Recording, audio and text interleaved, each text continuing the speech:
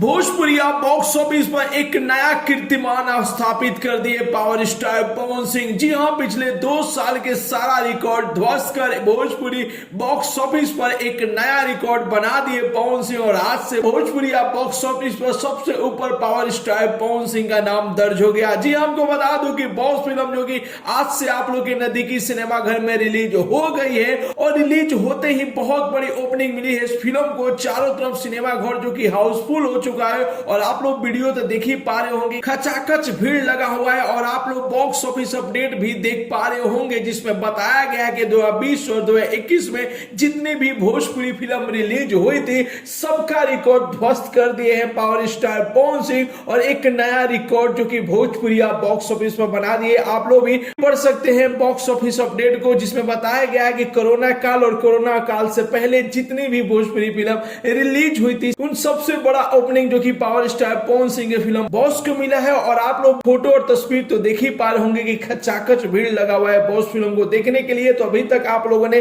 Film को नहीं देखा है तो जाकर देखिए न अपने नजदीकी सिनेमा घर में।